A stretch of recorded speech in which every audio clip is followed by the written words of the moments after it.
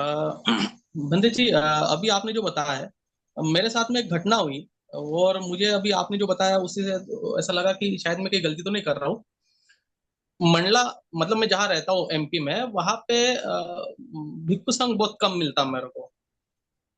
मतलब यहाँ पे भिक्षु नहीं है, और है भी तो मुझे मतलब वैसी श्रद्धा उत्पन्न नहीं होती है जैसे आप लोगों के मैं सुनता हूँ, ज्ञान ज्योति बंदे जी के सुनता हूँ मैं। महाराष्ट्र से हूँ और वहां पे बुद्ध धर्म अच्छा फैल फूल रहा है। लेकिन एमपी में ऐसा नहीं है। मतलब जहाँ पे मैं रहता हूँ, जिस एरिया में मैं रहता हूँ, अब क्या हुआ बंदे जी, यहाँ पे बड़ी मुश्किल से मेरे को कोई बंदे मिले थे। और मैं उनको अपने घर में बुलाया था भोजन दान के लिए। भोजन दान मैंने कराया, उन्होंने धम्म देशना दिया। उसके बाद मैं कभी किसी से चर्चा नहीं किया, लेकिन अभी आपने जो बोला इस कारण बोल रहा हूँ मैं। मैं उनको दान भी दिया। और मैं उनको जो मेरे को दान देना था वो दिया। मैं कैश भी दिया उनको।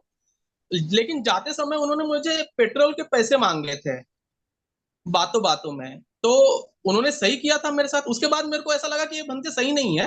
लेकिन अभी आपने बोले कि कोई भंते जो होते हैं जो अपने उपासक के ऊपर जो है बोल सकते हैं करके, मतलब उनके अगर क्लोज रहा तो क्या मैं उसके बाद उनसे कभी कांटेक्ट नहीं किया, तो क्या मैं सही कर रहा हूँ गलत कर रहा हूँ? देखिए, एक बात है। देखिए, जब मुंह से पैसे मांगे जाए, स्पेशली आपका फर्स्ट टाइम मीट था ना उनसे, तो नहीं बंदे जी, ऐसे तो वो फर्स्ट टाइम मेरे घर आए थे। हम्म, तो हाँ, लेकिन बिहार देखिए। में मैं जाता था तो इंटरेक्शन हो जाता था उनके साथ। देखिए, हाँ, हो जाता है समय के हिसाब से कई बार जो है ना, ऐसा जो हो जाता है, तो मैं तो वही कहूंगा कि हमें जितना धर्म की आवश्यकता है, जिस प्रकार से जैसे धर्म की आवश्यकता है उतने के लिए, अगर कोई उपलब्ध नहीं है तो उतने के लिए हमने संपर्क रखना चाहिए, पर ज्यादातर क्या रखना चाहिए, दूर रहना चाहिए ऐसे ऐसे बातों से, ऐसे चीजों से। क्योंकि जैसा कि आप तो पहली बार मिले थे ना, है ना। और अगर आप उतने करीबी उपासक भी नहीं है तो फिर इस प्रकार नहीं बोलना चाहिए, उनका अनुचित था। तो समझना चाहिए कि हाँ, हमने काशा वस्त्र के प्रति अपनी श्रद्धा खराब नहीं करनी चाहिए, भिक्खु संघ के प्रति खराब नहीं करनी चाहिए, इस प्रकार जानना चाहिए कि हाँ, यह व्यक्तित्व ठीक नहीं, बस। बंदे जी, और एक सवाल लास्ट, मतलब एक सेशन में दो ही सवाल पूछता हूँ मैं। अ, बंदे जी, कई बार मैंने सुना हूँ, मैं पढ़ता भी हूँ। मतलब मैं ज्यादा ज्ञानी नहीं हूँ, मेरा हिस्ट्री में इंटरेस्ट है तो मैं पढ़ता हूँ। जैसे फायान की किताब में या ह्यून की किताब में भगवान बुद्ध के बाद में कुछ भ्रांति अपना कुछ बौद्धों की बात हुई है, जैसे कि उनके पहले के जो बुद्ध थे उनकी बात हुई है। लेकिन जब मैं भंते जी के प्रवचन सुनता हूँ तो वो बोलते हैं कि अ, बुद्ध जो उत्पन्न होते हैं वही वो कई कल्पों के बाद उत्पन्न होते हैं। मैं साइंस का स्टूडेंट भी रहा हूँ, मतलब मेरा साइंस था। तो मैं जब अपना साइंस में पढ़ता हूँ कुछ चीजें, तो उसमें 4 साढ़े 4 लाख से ही इंसान मतलब हुआ है। इसके पहले तो बंदर हुआ करते थे। तो ये कैसे पॉसिबल है बंदे जी? मतलब मैं कैसे इस चीज को मानूं कि मतलब कई कल्प, मतलब वो 4.5 के भी आगे चला जाता है, और 20-20 साल, किसी किसी बुद्धों की जो उम्र है 20 साल। और अपन जो मोहनजोदड़ो के पहले किसी, मतलब ऐसा कोई अपने को नहीं मिलता है जी, अवशेष किसी चीज मैं का समझ रहा जो हूँ आप क्या कहना चाह रहे हैं। आप ये कहना चाह रहे हैं कि कैसे कंपेयर करें, कैसे मान ले, है ना, हाँ, जो एकदम हाँ, अनसाइंटिफिक जो बात लग रही है कि जी, 20-20 हजार साल, 30-30 हजार साल वगैरह कैसे क्या होती होंगी ना। तो कैसा है कि इसके ऊपर हम, मेरे ख्याल से नेक्स्ट ईयर हम लोग शायद से मार्च वगैरह में ऐसा सीरीज शुरू करने वाले हैं, बुद्धिज्म एंड साइंस, है ना। जी, तो वही बात हो जाती है, कंसेप्ट की बात हो जाती है इसमें कि कंसेप्ट क्या है, तो उस पर हम क्लियर करने वाले हैं। पर एट प्रेजेंट मैं ये कह रहा हूँ कि अभी जो हकीकत बुद्धिज्म कह रहे हैं, तो सबसे पहले जो ट्रेडिशनल बुद्धिज्म है, उस हम्म, ट्रेडिशनल बुद्धिज्म को ट्रेडिशनल मीनिंग में ही जानने का प्रयास कीजिए, साइंस से कंपेयर मत कीजिए। जब हम जी, साइंस से कंपेयर कर रहे हैं, इसका मतलब हम वो अपने बुद्धि विलास के लिए या अपने ठीक है, क्यूरियोसिटी के चलते हम उसको कर रहे हैं, जी, है ना। तो इस बात को ध्यान रखिए, ठीक है, वो हमारे क्यूरियोसिटी के लिए, हमारे एक बुद्धि विलास के लिए, है ना, एक इंटेलेक्चुअल प्ले बोल सकते हैं हम उसको। बट हम जो बुद्धिज्म में चाहे जो भी कहानी हो, चाहे वो जातक कथाएं हो, धम्मपद की कहानी हो, नर्क की कहानी हो, या इंद्र की कहानी हो, देवराज शक्र की जी, कहानी हो, या ब्रह्म की कहानी हो, जितनी भी कहानियां होंगी, चाहे चमत्कार की हो, पूर्व जन्म की हो, किसी तरह की भी कहानी हो, इन सभी कहानियों में आप एक बात बहुत कॉमन देखेंगे कि वो कहीं ना कहीं उसका एथिकल ऑर्डर स्ट्रॉन्ग करते हैं। जी अगर आप किसी भी कहानी का सार निकालने जाएंगे, तो किसी भी कहानी का मॉरल निकालने जाएंगे, तो वो एक भी ऐसी बुद्धिज्म की कहानी नहीं है जो आपको कर्मकांड में फंसाती होंगी या आपका जी मिस्टिकल व्यू आपका क्रिएट करती होंगी। जितने भी आप जातक कथाएं पढ़ोगे या जितने भी पढ़ोगे, आपको इंद्रिय संवर, शील पालन, समाधि, चार ब्रह्म विहारों का लाभ यही बताएंगे, या कैसे कैसे बुरे काम ना करो।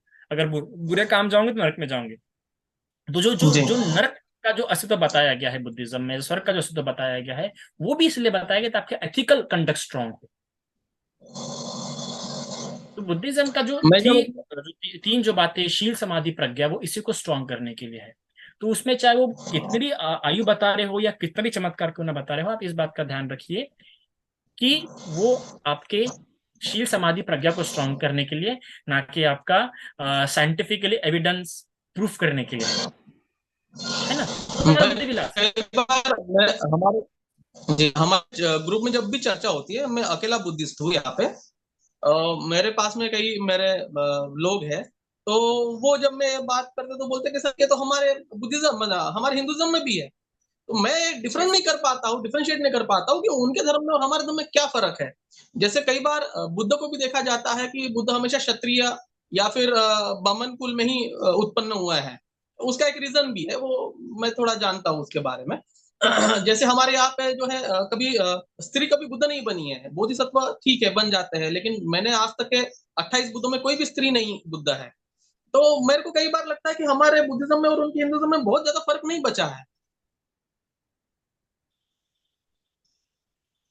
और मुझे ये बात हमेशा समझ में नहीं आती है, स्पेशली इंडियन कंटेक्स्ट की, कि क्यों हमेशा हम अपने आप को इतना एकदम, नहीं हमारा हिंदू हिंदू धर्म से बिल्कुल अलग है। हम हर चीज में अपने आप को हिंदू धर्म से अलग करना चाहते हैं। ये एक सबसे एक गलत पॉइंट ऑफ व्यू है। हम उसे डिफाइन कैसे करते हैं, ये सबसे पर इंपॉर्टेंट बात है कि हम उसे डिफाइन कैसे कर रहे हैं। और जरूरी नहीं कि हम उसे डिफाइन करने के लिए हम उसे हिंदू कंटेक्स्ट में ही देखें।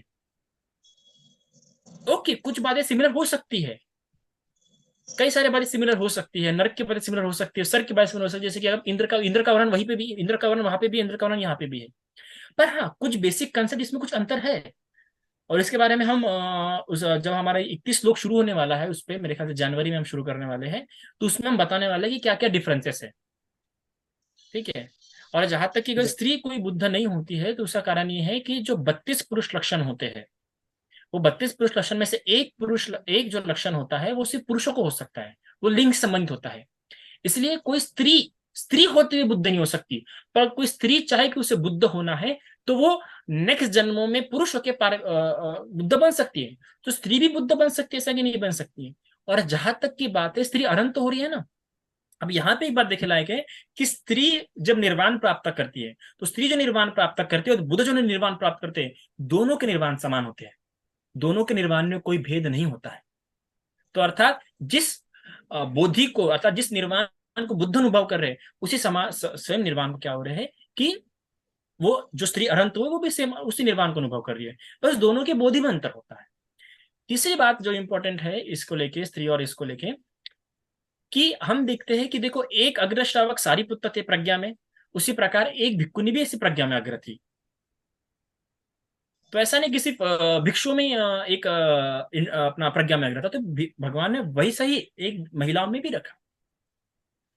जी जैसे अगर दो इधर मेल्स में अगर दो अग्र श्रावक थे, तो उधर महिलाओं में भी दो थे।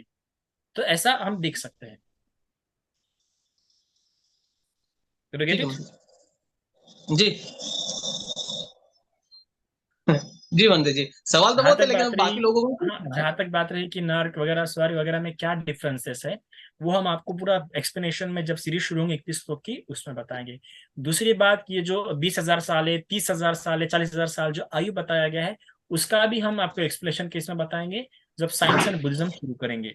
उसमें हम पूरा डिटेल में बताएंगे कैसे क्या पॉसिबिलिटीज है, किस तरीके से पॉसिबिलिटीज है, हम पूरे साइंटिफिकली आपको आर्ग्यूमेंट्स देंगे। पर मैं आपको ये बता रहा हूँ कि प्लीज बुद्धिज्म को साइंस साथ कंपेयर मत करो, देर इज नो नीड। मैं आजकल देख रहा हूँ कि आज आज सभी विश्व के सारे धर्म अपने आप को कोशिश कर रहे हैं कि अरे ये हमारे कुरान में दिया है, अरे ये हमारी बाइबल में दिया है, अरे ये हमारा पूरा विज्ञान, ये पूरा साइंस तो इसमें दिया, उसमें दिया, उसमें दिया। बुद्धिज्म में कोई आवश्यकता ही नहीं है इस चीज की, वो प्रूफ करे, या साइंटिफिक पर्सपेक्टिव से बुद्धिज्म को देखा जाए। बुद्धिज्म का जितना भी पूरा सिस्टम है, जितना भी पूरा फिलोसॉफी है, वो तीन चीज पे बेस्ड है: शील, समाधि, प्रज्ञा। वो आपके अंदर बस इसको स्ट्रॉन्ग करना चाहता है, इसके बाहर हमें कोई मतलब नहीं है। ओके। जी और मेन जिस चीज की ओर लेके जा रहा है, जिस निर्वाण की ओर लेके जा रहा है, वो निर्वाण अपने आप में इतना है कि उस निर्वाण की जो डेफिनेशन है, वो ऑफकोर्स पूरा जो डेफिनेशन है वो पूरा एम्पिरिकल डेफिनेशन है उसकी। तो जिस उद्देश्य तक लेके जा रहा है, जब वो उद्देश्य ही इतना एम्पिरिकल है, तो उसके रास्ते इसको हमें ज्यादा शंका उत्पन्न होनी ही नहीं चाहिए। अगर बाकी जगहों पे देखो, बाकी पंथों में देखो, बाकी संप्रदाय में देखो, तो जो गोल है वो गोल ही काफी इमेजिनरी है। किसी का गोल गॉड है, किसी का गोल सोल है। अब ना सोल को लेके भी कई सारे डाउट्स है, और ना वो एम्पिरिकल नॉलेज में आता है, और गॉड भी एम्पिरिकल नॉलेज में नहीं आता है। और जब जिसका गोल ही इतना इमेजिनरी है, तो उसके रास्ते के बारे में हम क्या कह सकते हैं? पर बुद्धिज्म का जो गोल निर्वाण है, वो निर्वाण काफी एम्पिरिकल थिंक है, तो उसे उसको लेके हमको शंका उत्पन्न होनी नहीं चाहिए। ओके। जी जी तो अभी हो सकता है, अभी कई बार ऐसे लोग आते हैं कि उनको कई अलग अलग तरीके से समझाना पड़ता है, तो भगवान उसको अलग अलग तरीके से समझाते थे, है ना? किसी को लॉजिकली, किसी को इमोशनली, किसी को अपना बाय एग्जाम्पल, किसी को लोक कथा, अलग अलग अलग कथाओं से। जैसे मैंने कल ही के जैसे महामंगल सूत्र की इसमें बताया ना मैंने, भाग तीसरा का आप सुनिए महामंगल, उसमें बताया कि भगवान बुद्ध का उपदेश देने के अलग अलग तरीके थे। किसी को उपदेश देंगे, किसी को उपमा देंगे, किसी को प्रत्याहार करके दिखाएंगे, अलग अलग तरीके थे। जी।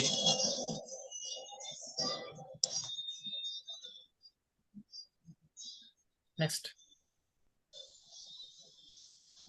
यस, आशा मैम। वंदामी बनते जी। हेलो। मंगलो बोला ना। वंदामी बनते जी। मंगलो बोलिए। हाँ बनते जी, आपने अपनी ये धम्मदेश नामे जो शुरुआत में भी कहा ना, वो मन के बारे में, घर में काम करते करते उसका मन उब नहीं जाता। तो मेरा मन है ना, आइए। कभी-कभी मेरा मन ही उब जाता है घर में, लेकिन घर के जो लोग हैं ना, बच्चे और उसके पापा, वो बोलते हैं ऐसी बात मत कर, किया कर।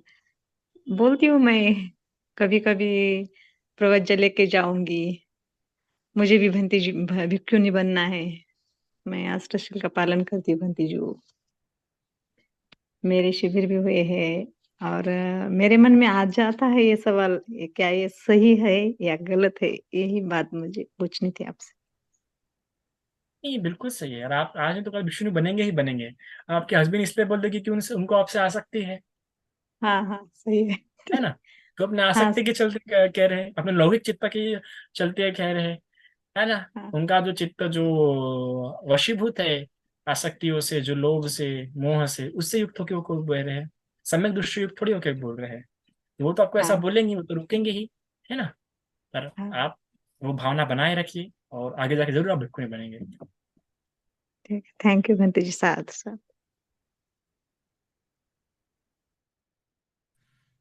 नमो बुद्धाय, नमस्ते बंते जी। बोलिए मिनी जी।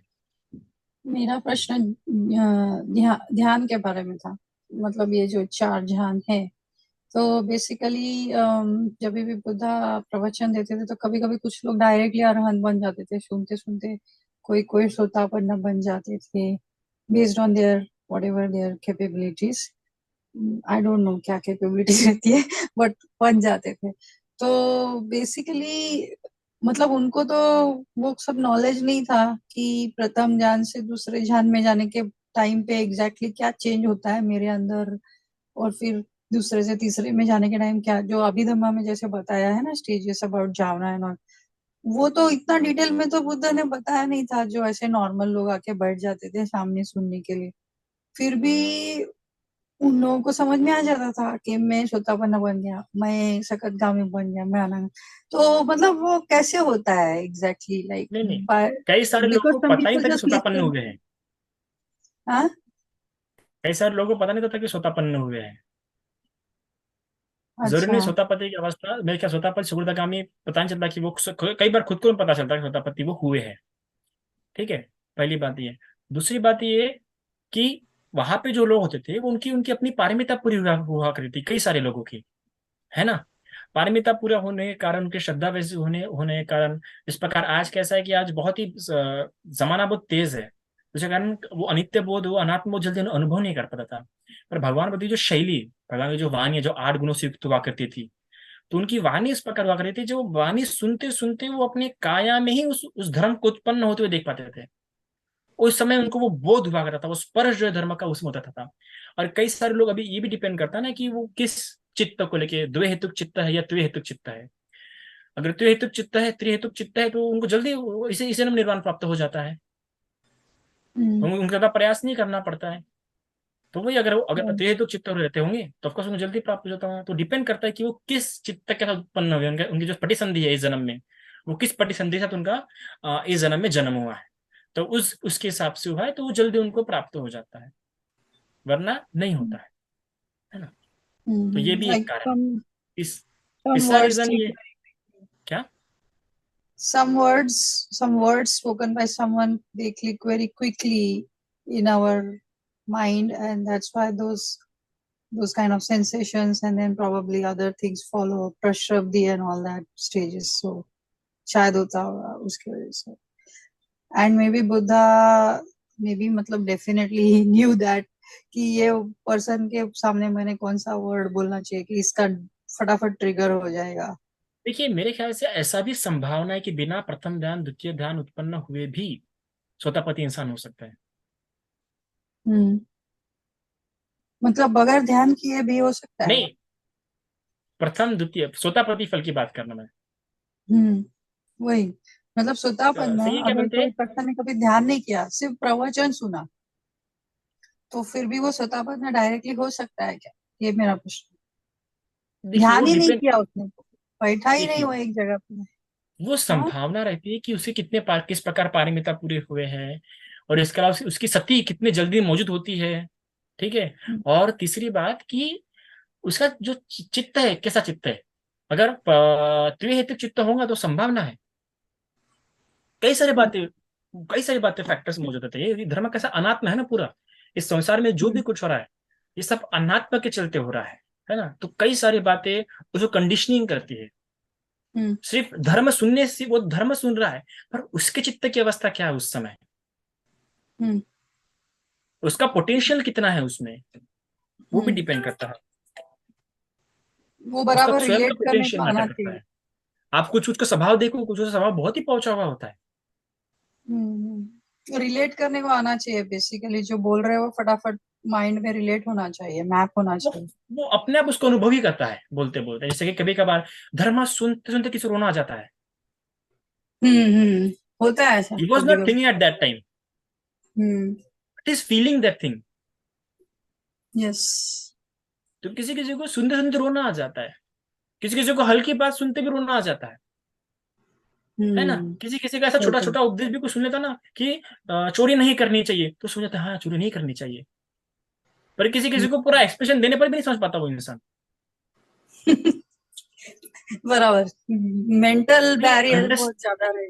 उसका अंडरस्टैंडिंग लेवल कितना है ना। और सबसे इंपॉर्टेंट, वो पहले कुछ संस्कारों से संस्कारित है क्या।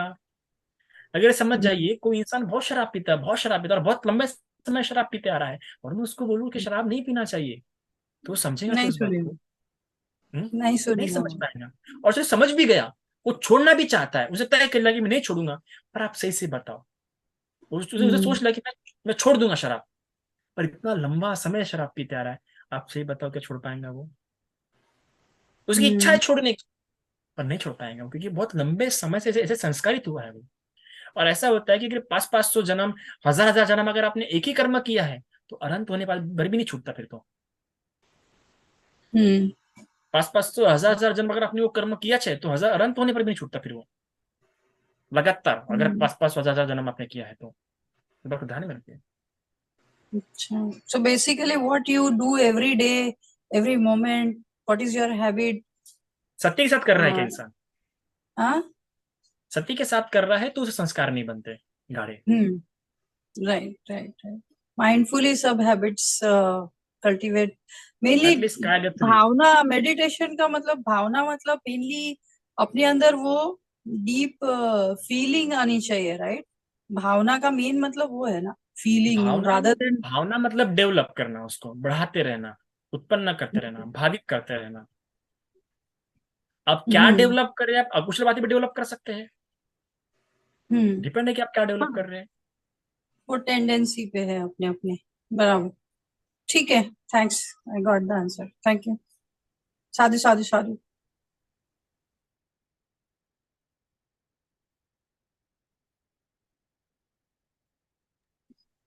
अमित सर, पूछिए।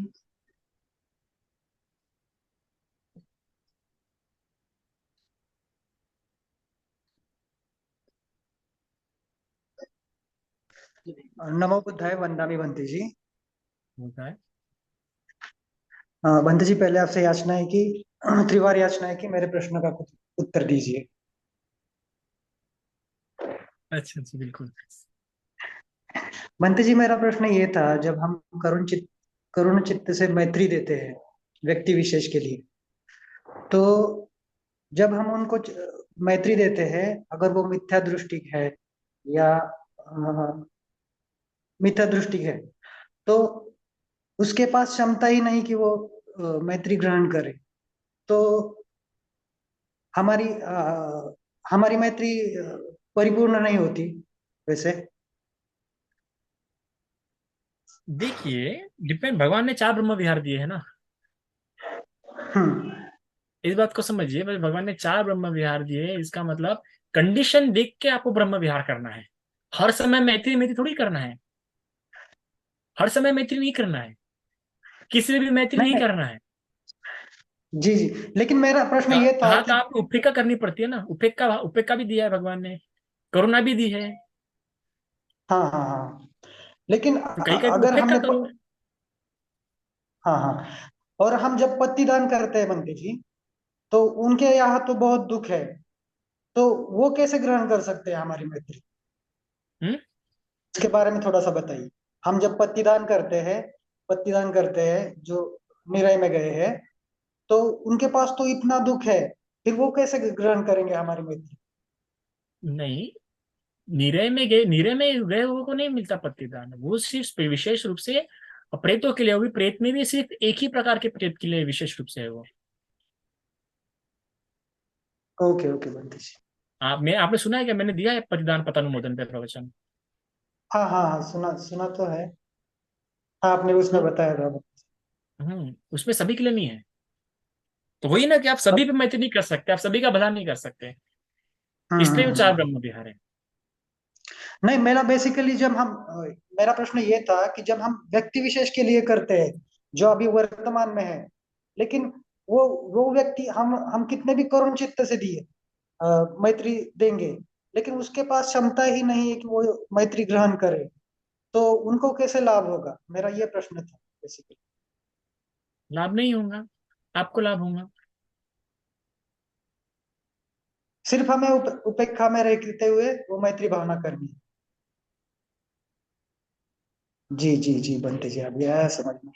और दूसरा प्रश्न मुझे था। लगता है कि मैत्री भाव को ही सब, मुझे पता है लोगों ने सबसे ज्यादा मैत्री भाव को इंपॉर्टेंस दे दिया है। हर इंसान को मैत्री करना, तो हर इंसान को मैत्री करना चाहते हैं। इस बात को समझिए, अगर आप किसी को मैत्री देना चाहते हैं पर वो व्यक्ति उसका सामर्थ्यशील नहीं है, उसको किसी काम की ही नहीं है मैत्री, वो व्यक्ति वैसा है ही नहीं मैत्री करने योग्य, तो आपको दुखी मिलेगा फिर रिटर्न में, क्योंकि आपकी अपेक्षाएं रहेंगी, आपकी अपेक्षा को दुख दे देंगी।